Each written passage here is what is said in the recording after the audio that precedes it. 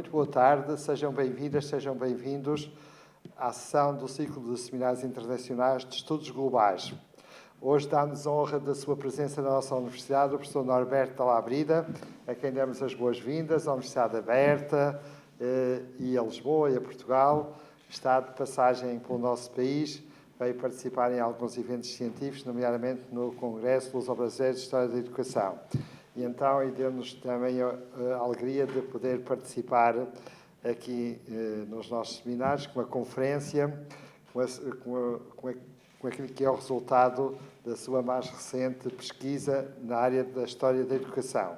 O professor Norberto da Labrida é um grande historiador da educação do Brasil e que tem desenvolvido uma atividade muito importante na área de ensino, mas também de pesquisa, com uma obra significativa publicada, especialmente sobre a história do ensino médio no Brasil. Dá-nos também a alegria da sua participação a Letícia Vieira, da Universidade do Estado de Santa Catarina, que vai fazer o comentário crítico desta conferência e também apresentar de forma mais circunstanciada o nosso orador. Doutora Letícia Vieira, a palavra é sua. Boas-vindas a Lisboa e à nossa universidade, professor Norberto da Labrida, e obrigado pela generosidade para partilhar o seu saber e a sua reflexão no quadro do tema que vai aqui partilhar connosco. Muito obrigado. Obrigada, professor José Eduardo. Muito boa tarde a todos e todas aqui presentes. Boa tarde, professor Norberto. É uma satisfação fazer a mediação hoje da sua palestra. O professor Norberto da Labrida possui graduação em História pela Universidade Federal de Santa Catarina, no Brasil, graduação em Pedagogia pela Universidade do Estado de Santa Catarina. Ele é mestre em História pela Universidade Federal de Santa Catarina e em História Social pela Universidade de São Paulo. Realizou estágio pós-doutoral na Universidade de Alcalá e atuou como professor visitante nas universidades de Paris e Universidade de São Paulo. Atualmente, ele é professor concursado e pesquisador na Universidade do Estado de Santa Catarina e pesquisador do CNPq. É professor de História da Educação e docente vinculado ao Programa de Pós-Graduação em Educação na UDESC e líder do grupo de pesquisa Culturas Escolares, História e Tempo Presente. Ele tem uma vasta experiência na área de educação, com ênfase em História da Educação, atuando principalmente nas temáticas renovação do ensino secundário, em Santa Catarina na segunda metade do século XX, classes secundárias experimentais, movimento da escola nova e historiografia da educação. Professor Norberto, a palavra está contigo e boa comunicação. Ok, obrigado, professora Letícia. Inicialmente, boa tarde a todas e todos.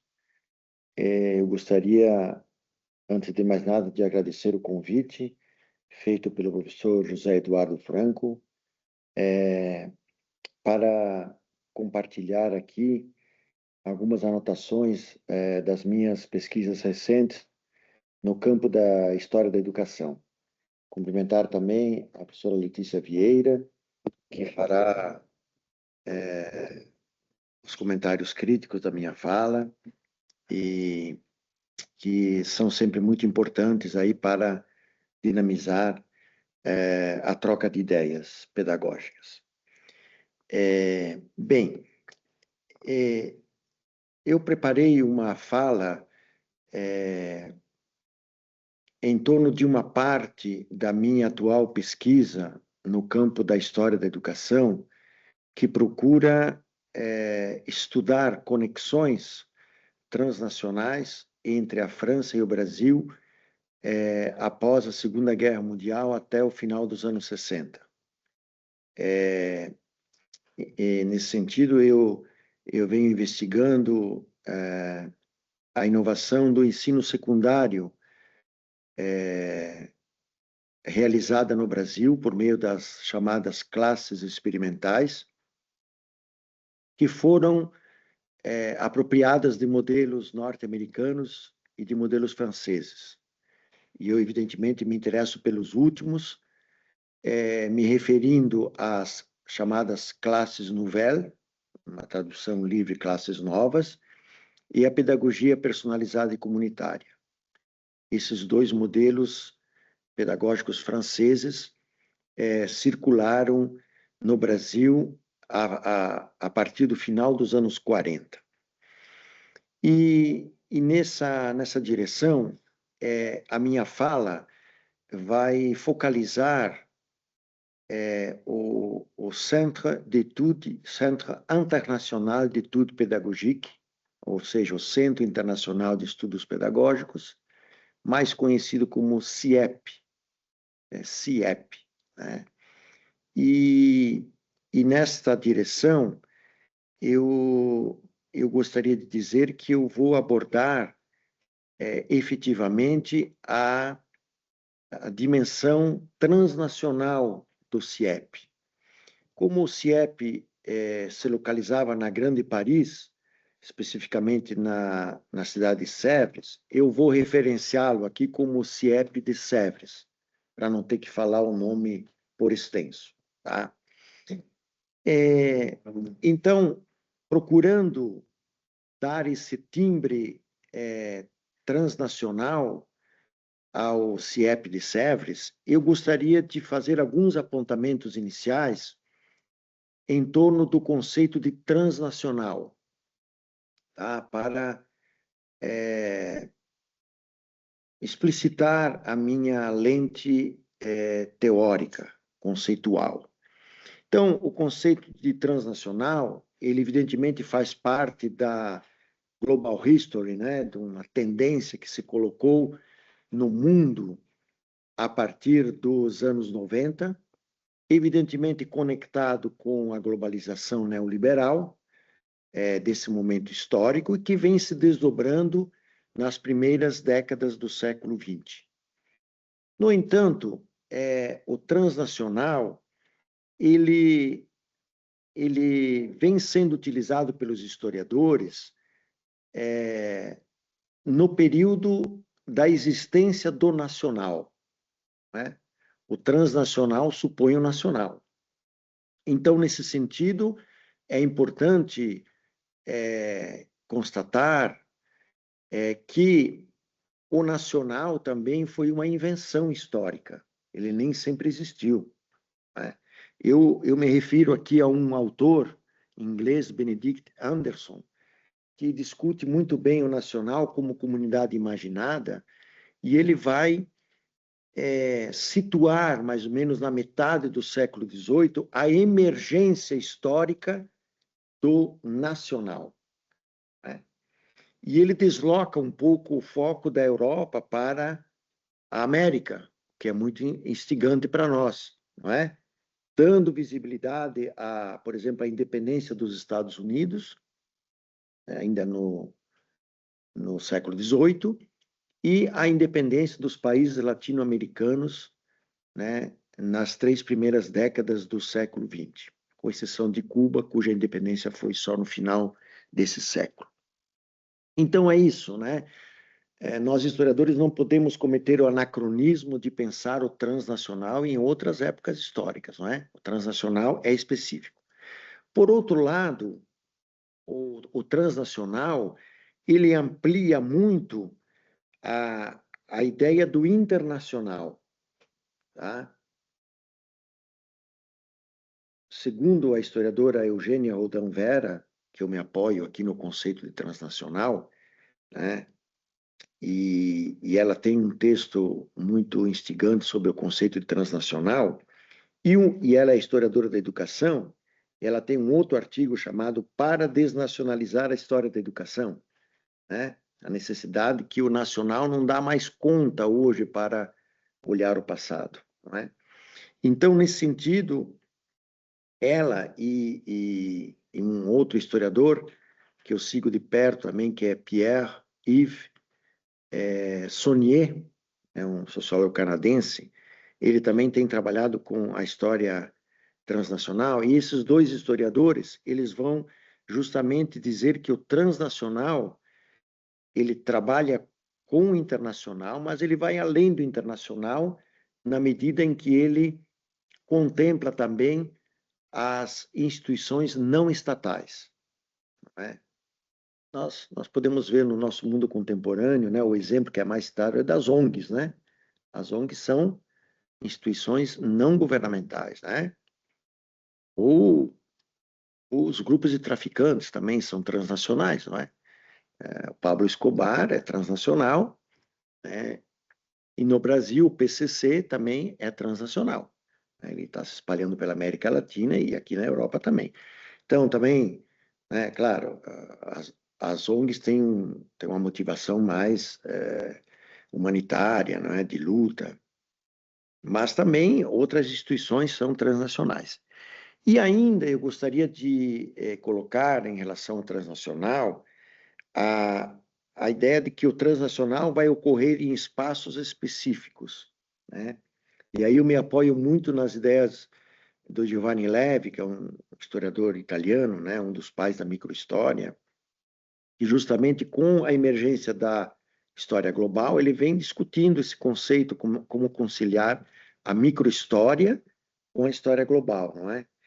E ele vai defender um pouco essa ideia da microhistória, mas uma microhistória com escalas, né? Com escalas subnacionais, escalas nacionais, escala nacional, escala regional, como a União Europeia e o Mercosul, não é? E escala transnacional, tá? Então, eu fiz esses apontamentos porque esse centro aqui trabalha muito com essas questões, né, em nível teórico também, vem refletindo, não é, sobre esses conceitos que envolvem a história global. Bem, dito isso, então, eu vou para o cenário do final da Segunda Guerra Mundial na França, tá? Um clima de destruição, não é? Uma guerra terrível, não é? E a França começou a reorganizar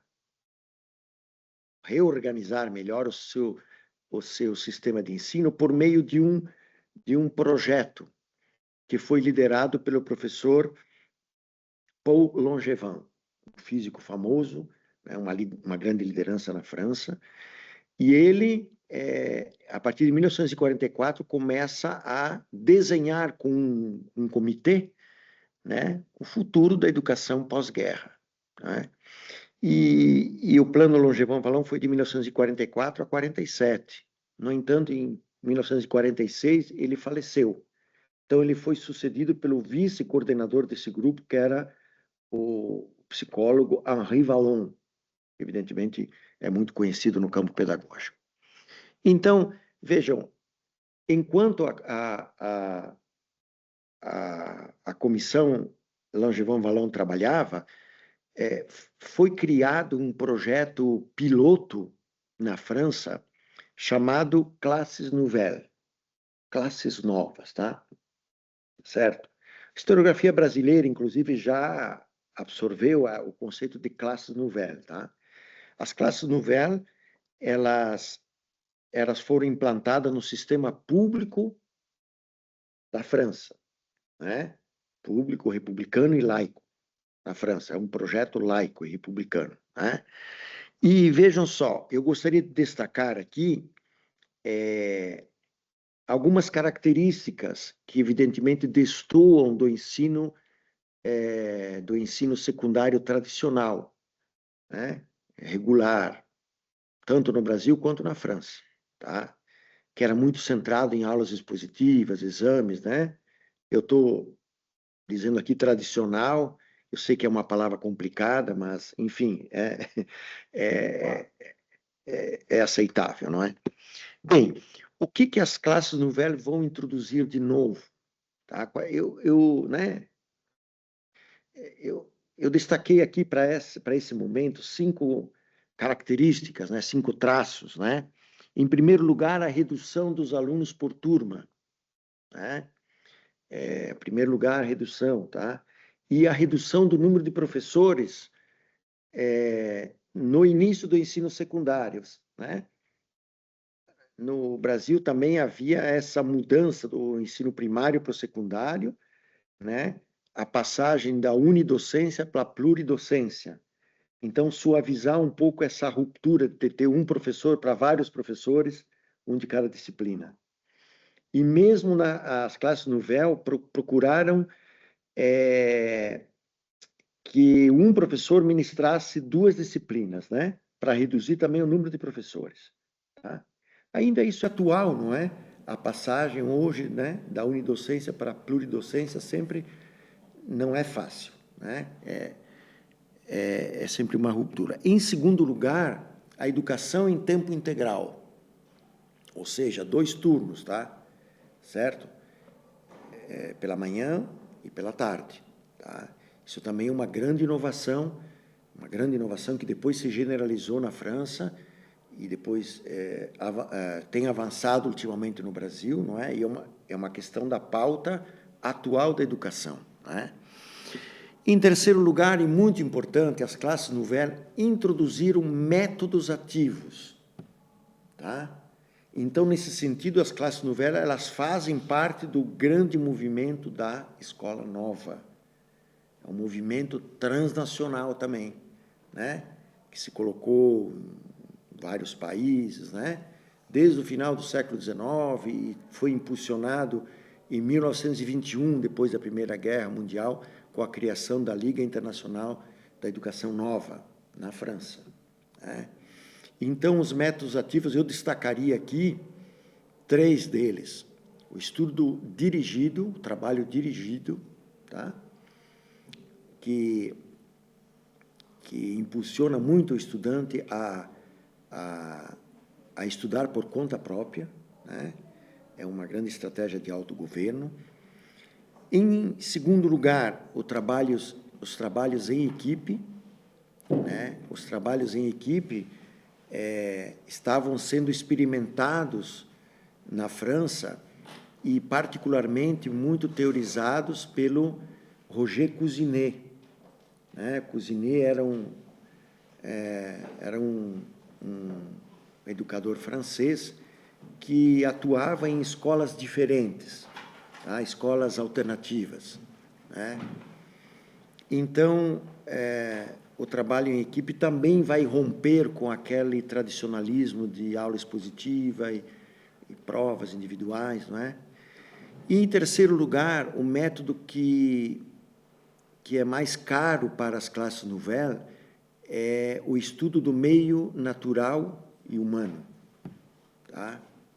Então, eu diria, essa é a marca registrada das classes Nouvelle, que agregava também trabalhos dirigidos e também trabalhos em equipe. Então, por exemplo, tanto na França como no Brasil, eu conheço, né?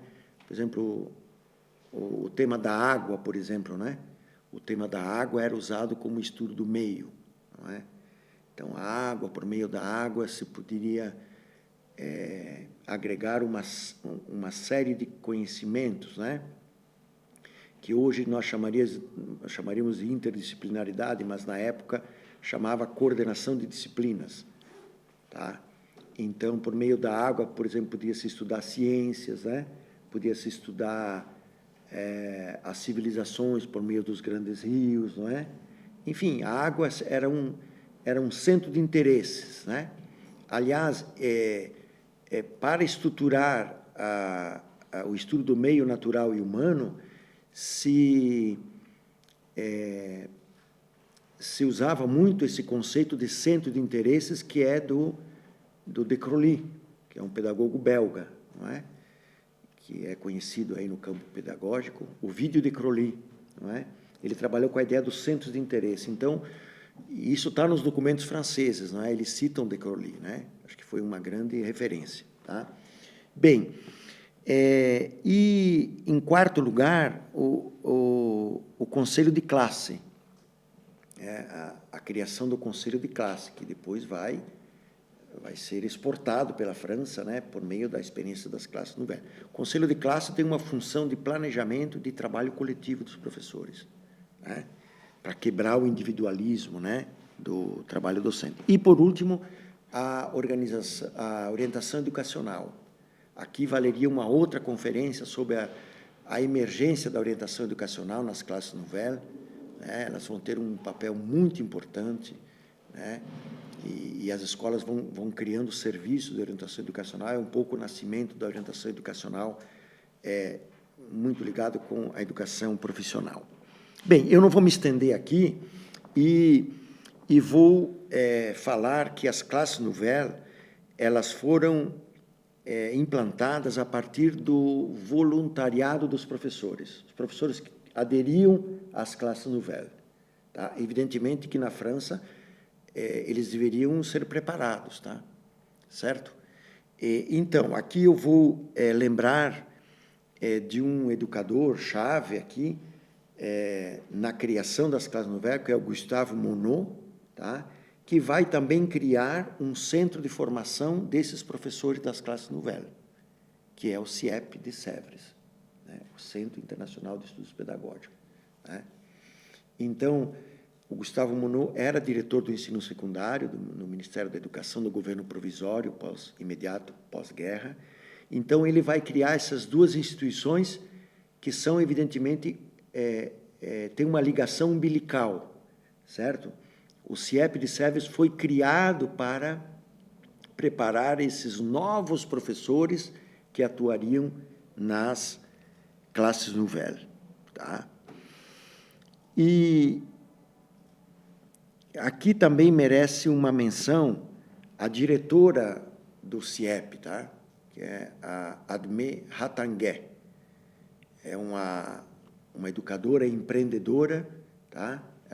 Ela era o espírito do CIEP de Sèvres, escreveu um historiador francês. Ela era o espírito, então, muito empreendedora, né?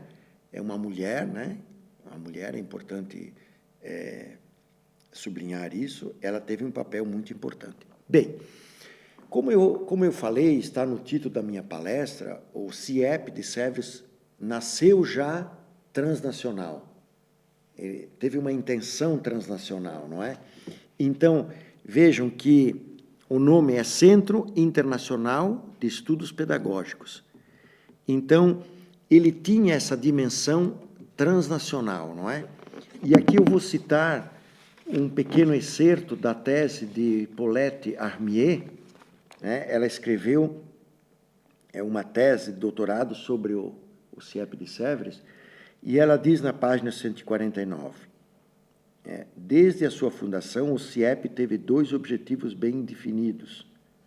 Por um lado, assegurar a formação permanente de professores franceses em ligação estreita com a experimentação de uma nova pedagogia. De outra parte, criar entre os docentes de todos os países uma corrente de trocas e de formação recíproca. Fechar aspas. Fim de citação. Tá? Então, vejam, essa dimensão internacional, ela foi muito importante, não é? De sorte que o CIEP de Sèvres se tornou aqui um centro de peregrinação pedagógica, para usar uma ideia do historiador português Joaquim Pintacilgo, né? No livro que ele organizou com um colega, chamado Roteiros da Inovação Pedagógica, né? Na introdução desse livro, ele faz referência a essa ideia que algumas escolas se tornaram icônicas no campo pedagógico, não é? Certo? E ele vai se referir a esse movimento de que os pedagogos eles vão peregrinar para conhecer esses novos experimentos pedagógicos. Hoje, em Portugal, a Escola da Ponte tem um pouco essa função, não é? É uma escola que atrai peregrinos, né? Educadores, não é?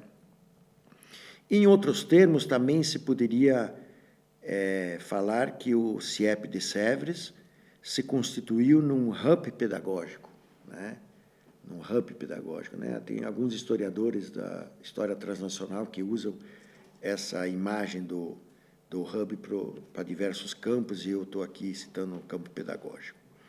Então, esse centro de formação de professores, ele atraiu, né, educadores de vários países, inclusive de Portugal, tá? Eu vou citar aqui só os países, né? Num documento que eu tenho aqui de 1952, portanto, 7 anos depois, né?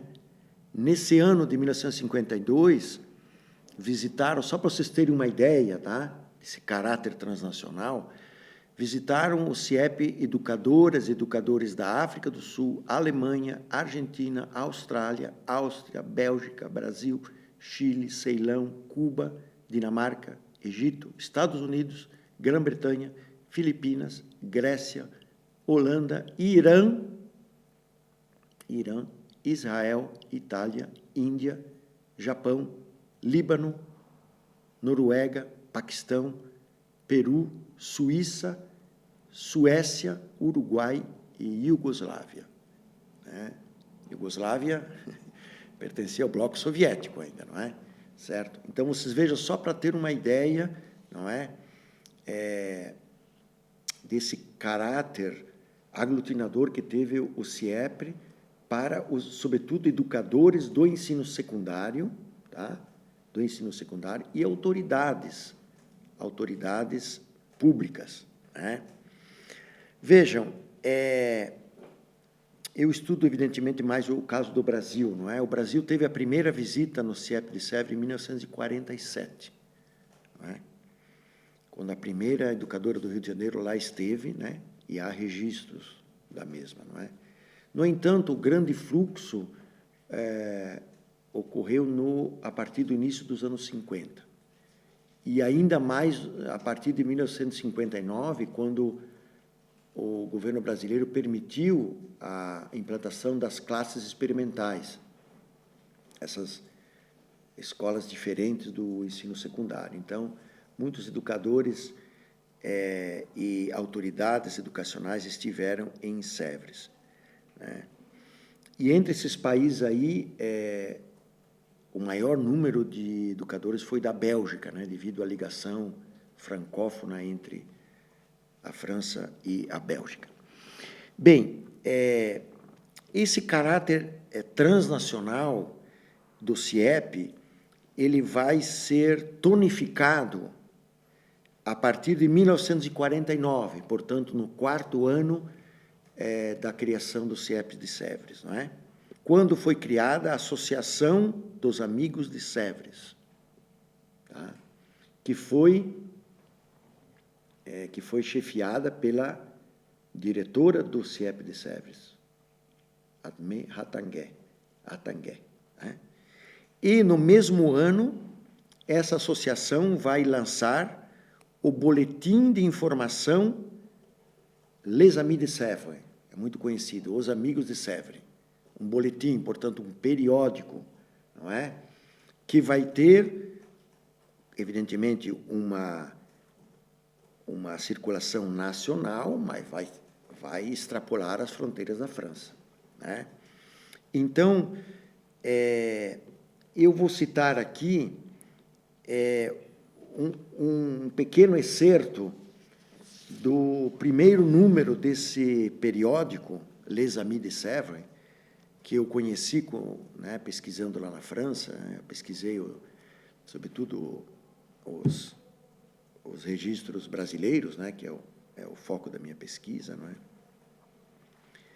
E, então, nesse primeiro número, a também diretora do Boletim de Sèvres, que é também a diretora da instituição, Admé Hatangué, ela vai escrever o seguinte, abrir aspas, educadores de todos os países, sem distinção de origem, vocês se encontraram aqui no CIEP, trabalhando lado a lado. Esta fraternidade de métier, esta entente favorecida por uma acolhida cordial, nós queremos que vocês as reencontrem neste boletim. E aí ela faz uma série de pedidos que eu não vou citar aqui para não estender, né, e ficar dentro do meu tempo. Ela conclui o seguinte, né, fazendo pedidos. Divulgue o CIEP e tal, nunca hesitem de nos dizer o que é mais importante. E ela conclui assim, envie-nos artigos sobre sua escola, sobre seu trabalho, sobre as questões gerais que preocupam vocês. Ajudem-nos. Toda amizade se alimenta de trocas. Adiram à nossa sociedade e trabalham conosco. Nós contamos com vocês. Fim de citação. Tá? Então, vejam, há um apelo para a divulgação, né, a disseminação do potencial pedagógico de Sèvres. Vejam, esse jornal, melhor dizendo, esse periódico, ele tinha algumas colunas que favoreciam essa disseminação de ideias. Por exemplo, a coluna Atividades do Centro, né? A vida do centro, estágios e visitas. Fazia uma diferença entre estágio, era mais longo quem ficasse lá até 1 ano, mas tinha muitos educadores que ficavam só, por exemplo, no caso do Brasil, só nas férias de janeiro e fevereiro, 2 meses, 1 mês. Então, eram visitas. Visitantes, irradiações, né? Então, vejam que as colunas, elas fomentavam essa troca de ideias, né, via o periódico escrito. E também o CIEP vai avançar por meio da criação de correspondentes em diferentes países, tá? Correspondentes, criando essa rede, né? Então, eu tenho um dado aqui, em 1950, havia 38 correspondentes, tá? Inclusive no Brasil, tá? E mais do que isso, tá? A Associação dos Amigos de Sèvres e seu boletim Les Amis de Sèvres fomentou a criação de filiais fora da França, tá? Filiais, tá? Então, eu estudei, no caso do Brasil, nós tivemos 2 iniciativas para criar filiais, com um êxito meio temporário aí nos anos 60, que foram, em boa medida, engolidos pela ditadura militar no Brasil, né? Então, temos uma iniciativa em Niterói, no Rio de Janeiro, né? E temos uma outra iniciativa em São Paulo, tá? Na Faculdade de Educação da Universidade de São Paulo, da USP. Então, ali nós tivemos um grande mediador pedagógico, não é? Dentro desse processo de espalhamento dessa proposta inovadora para o ensino secundário, que foi o professor Luiz Contier, né? Que a Letícia Vieira estudou muito bem na sua tese de doutorado, não é? O Luiz Contier, ele está muito presente nessa iniciativa da criação da filial do Centro de Sèvres na cidade de São Paulo, tá? E nessa direção, é importante lembrar que o professor Luiz Contier foi um dos primeiros educadores brasileiros, um dos primeiros que realizou um estágio de 1 ano aqui em Sèvres. E ele, quando voltou ao Brasil, em 1952, ele realizou experiências que vão ter eco no estado de São Paulo, não é? E vão ter eco no Ministério da Educação, tá? Em particular na divisão do ensino secundário, que era dirigido pelo professor Gildásio Amado, né?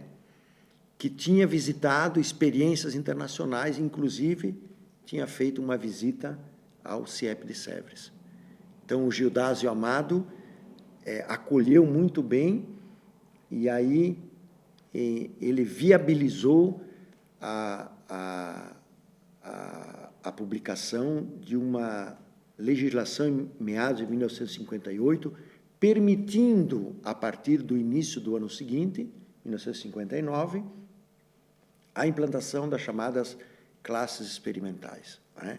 Como eu falei um pouco no início, as classes experimentais, elas não tiveram como referência só as classes novelas, elas tiveram pedagogia personalizada e comunitária, que é uma matriz escola novista católica, e também teve matrizes norte-americanas como o Plano Morrison, não é? Mas, sem dúvida alguma, a principal referência das classes experimentais no Brasil foram as classes Nouvelle, né? Inclusive pelo volume de brasileiros que realizaram visitas e estágios, que eu levantei mais de 200 educadores. Não é pouca coisa, não é? Não é pouca coisa. Entre o final dos anos 40 e meados dos anos 60, não é? Muita gente esteve em Sèvres, né? E nós também, eu gostaria de lembrar aqui, dentro dessa ideia da criação da rede, que a mão era dupla, a mão inglesa, tá? Educadores brasileiros e de outros países, né, visitaram Sèvres, e também educadores de Sèvres estiveram em vários países, tá? Então, eu vou citar aqui, em 1962, se realizou, durante 4 semanas, em São Paulo, a chamada Missão Pedagógica Francesa, tá? Que se realizou também na USP, Universidade de São Paulo, né? A USP é muito afrancesada, né? Quando ela surgiu, em 1934, por exemplo, a área de humanas foi criada a partir de uma missão francesa. Então, é interessante, e atualmente ainda a presença francesa é muito forte, de sorte que a única filial do CNRS, que é o órgão de fomento da pesquisa na França, a única filial no Brasil é na USP, né? Então, a USP tem ligações assim de longa duração com a França. Então, em 1962, não foi propriamente a USP que promoveu, né, mas foi a Secretaria da Educação do Estado de São Paulo, que se abriu, né? Eu acho assim, vou falar um pouco do Brasil, não é? Nesse momento aí, do final dos anos 50 e dos anos 60, São Paulo foi o estado da Federação Brasileira que mais teve experiências inovadoras, tá? Mais teve experiências inovadoras. As classes Nouvelle tiveram um desdobramento no estado de São Paulo, só no estado de São Paulo, uma experiência chamada ginásios vocacionais, né? Que foram estudados muito bem pelo meu colega brasileiro Daniel Chiosini, né? Mas há vários estudos sobre os ginásios vocacionais e que foram dinamizados por uma mulher também, Maria Nilde Marcelani, cujo final foi muito infeliz, né? Porque em 1969 a experiência dos ginásios vocacionais foram invadidos pela polícia do regime militar e a sua diretora, Maria Nilde Marcelani, foi presa, né? Então, mas e também, em terceiro lugar, o estado de São Paulo, as classes experimentais muito fortes, tá? Os ginásios vocacionais e também experiências em colégios católicos, né? Tivemos experiências pioneiras das classes experimentais, baseadas na pedagogia personalizada e comunitária, no Colégio Santa Cruz, no Colégio Sion e no Colégio de Morumbi, das irmãs cônegas de Santo Agostinho, né? Então, é uma experiência também muito interessante. Bem, concluindo, eu gostaria de sublinhar, né, a importância que o CIEP de Sèvres teve desde a sua criação, em 1945, até o final dos anos 60. Tá? Aí, no final dos anos 60, nós também tivemos grandes transformações desdobradas do maio de 68, que, né, contestou muito a educação, né, e também filósofos e sociólogos que problematizaram a educação, como Pierre Bourdieu e Michel Foucault, não é? Então, parece que o próprio CIEP ele vai se encaminhar aí nos anos 70 mais para receber professores de francês. Então, essa onda de inovação pedagógica no ensino secundário, eu a situaria nesse período aí, desde a sua criação em 45 até o final dos anos 60. E no caso do Brasil também tivemos complicações a partir de 1968, com o recrudescimento do regime militar, né, sinalizado pelo AI-5. Né? Então, nesse período, o CIEP teve uma importância muito grande no campo educacional na Europa e em nível global, não é? De sorte que, sobretudo por meio da Associação dos Amigos de Sèvres e de seu boletim, Les Amis de Sèvres, né, houve um grande espalhamento dessa experiência pedagógica inovadora, criando uma rede transnacional de severianos, né?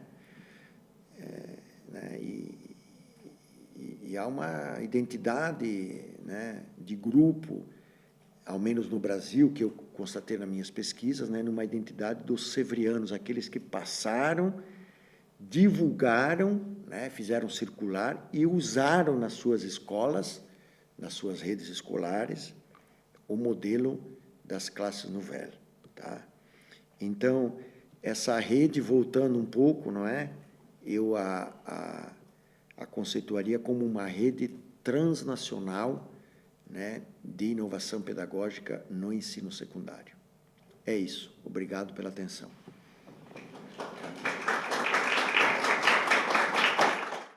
Professor Norberto, parabéns. Muito obrigada pela fala sempre instigante do ponto de vista historiográfico. Eu tenho aqui alguns comentários e vou começar por um deles relacionado a essa última frase que o professor utilizou, onde o professor denomina o CIEP como um polo de uma rede transnacional de severianos, né? O professor Norberto ele demonstra que o CIEP funcionou como esse irradiador transnacional de matrizes, saberes pedagógicos, enfim.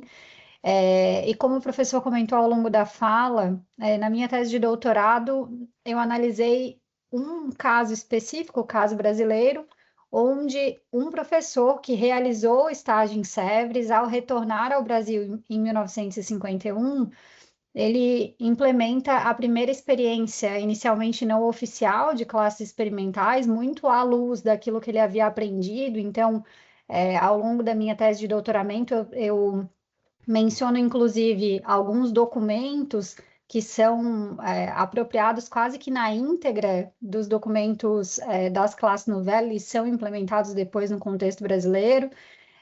Então, esse movimento transnacional fomentado pelo CIEP, ele aterriza de uma forma muito concreta aqui no Brasil, muito documentada, e essa documentação, essa concretização dessa experiência, ela demonstra que essa rede severiana, ela não só irradiou ideias, mas ela produziu efetivamente, formou efetivamente atores que transformaram a cultura escolar brasileira de uma forma muito significativa e, inclusive, as estruturas educacionais nacionais, porque nós chegamos, inclusive, a uma autorização legal dessas experiências, né?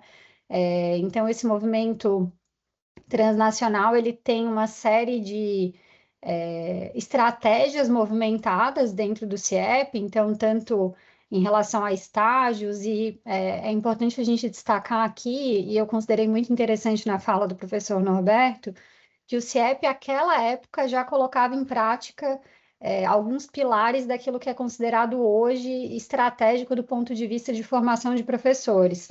Então, formação entre pares, comunidade de aprendizagem, o aprender a partir daquilo que é praticado e a partir de mentoria, então, alguém que implementa uma experiência, trocando e analisando no dia a dia do fazer pedagógico, todas práticas muito, muito atuais no dia de hoje.